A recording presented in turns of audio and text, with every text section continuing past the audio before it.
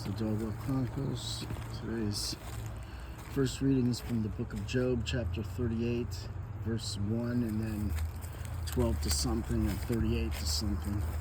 And it's God telling, basically, I guess Job is complaining a bit because he's lost everything, his wife, his kids, his possessions, I think his house, and I think at this point he may also have some kind of a skin ailment.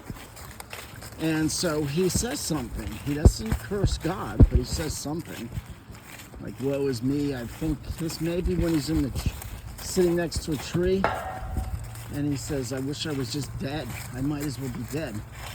And then, I don't know if this is that spot, but that does happen. Anyway, God tells him, were you there when I made the sea stop right at the shore? Were you there when, can you go to the depths of the earth like I can? Can you do anything I can? Do you have a clue? Do you know anything? You don't know anything. I did this all, I know the whole show. I know the past, the present, and the future. You don't know anything, and you're going to talk. And so Job says, I'm sorry, I shouldn't have spoke.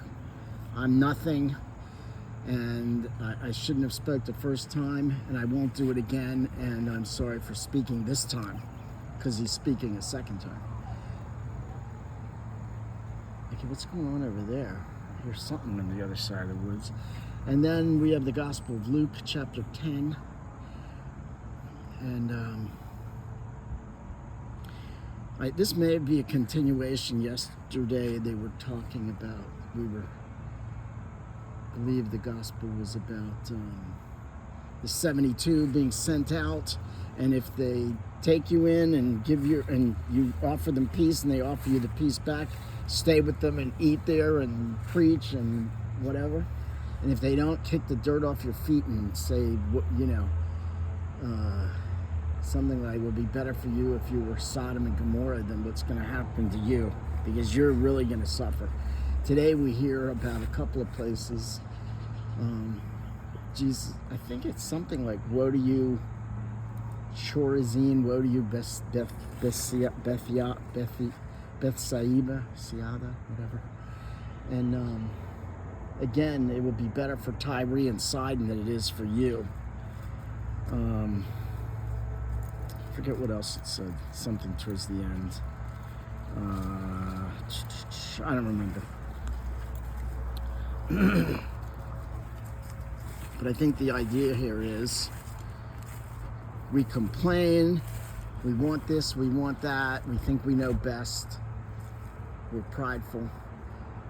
And it looks like it's going to rain again, and it wasn't supposed to rain, but it sure looks like it's going to rain. Anyway, and God says, like my plans, I had plans to get some stuff done today, work without rain, and I think it's not going to rain, but anyway, so I think the point is that we have our plans, and then God knows everything. We have what we think should happen, we think we're smarter, and actually God knows everything. He made this whole show, He made us. Come on, Toby. So we really shouldn't. We should just be we're supposed to be thankful for each and every moment, whether it's good or bad, and know that God has a plan, and know that if we follow His part of the plan, come on, Toby, then in the end we'll come out okay.